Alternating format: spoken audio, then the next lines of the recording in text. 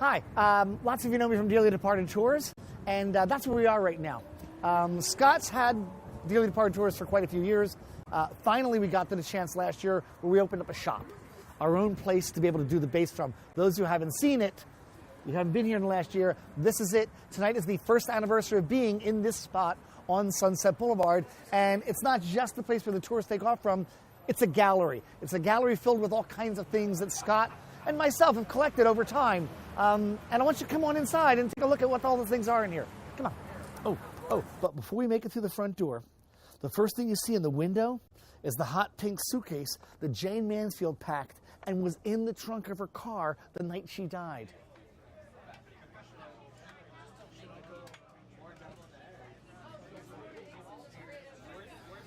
As we make our way through the party, let's check out some of the other celeb death memorabilia that's on display.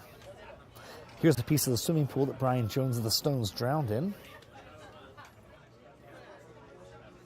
These are from the hotel room where Janis Joplin died.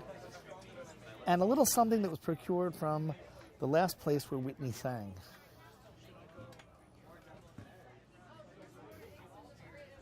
And check out these grave rubbings.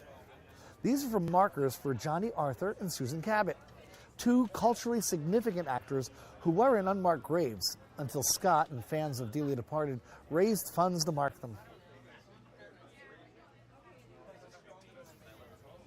The gallery also includes items from celebrity lives,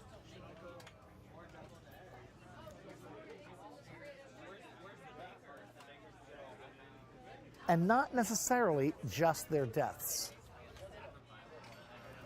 Those of you who know Scott know that he's a huge Rocky Horror fan and co-authored the book Rocky Horror From Concept to Cult. In the gallery is a one-of-a-kind Rocky Horror exhibit with original set models of the church and Frank's bedroom, as well as Peter Hidwood's shooting script with personal notes and character Polaroids. And do you remember this from doing the Time Warp? The actual tuxedo worn by Sadie Corey, the smallest of the Transylvanians. Now let's see if we can find Scott for a quick interview. Oh, there he is, with John Gilmore, author of Severed, the book about the Black Dahlia, as well as books about Hollywood, Marilyn, James Dean, and his newest book is about Bonnie and Clyde. Pictures rolling whenever you're ready. Okay. So the party, our one-year anniversary little thing is going on downstairs, and I brought Scott up here just out of the way for a little bit. Last night at about 4:30 in the morning, I went online at Dearly Departed, and I posted the question, if you could ask Scott Michaels one question, what would it be? And I just want to go through a couple of these, if you don't mind, and take a moment to some of your fans, as it were. You on this is still a mind blower. You anti-technology man, and you're just like always about the iPad now. It's fascinating. Isn't it? No, I agree. You wouldn't even do a cell phone. No. Tammy Keller writes, do you still like circus peanuts and Kool-Aid? Circus peanuts, I mean, that just makes my teeth hurt. No, they're so, no. Okay, no, so never have, never will. Never. If you could do a Dearly Departed tour in some other city, which one would it be?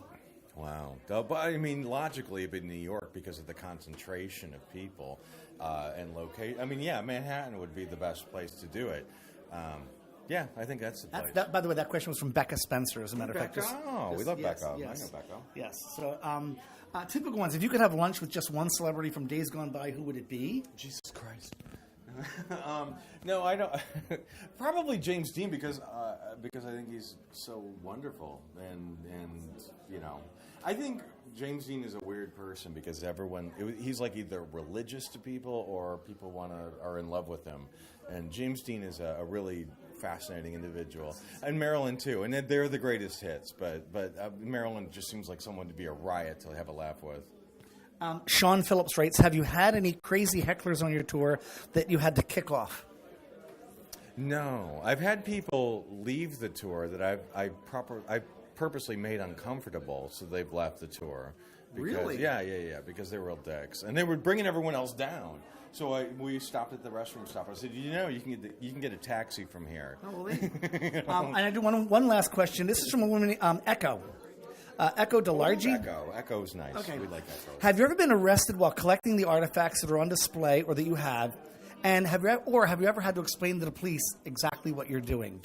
No, and I do think the gods are with us. I think I think higher power. We're treating these things with respect and love, and I do believe that the gods are with us. You know, that sounds so dramatic, but I do think It's a that karma thing. the way we get away with things is because we're doing things for the right reason. Good point.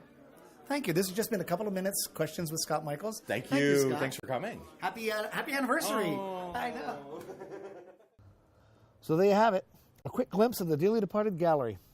And really, this is just the tip of the iceberg. The next time you're in Hollywood, stop by for a unique experience of Hollywood history. And take the tour.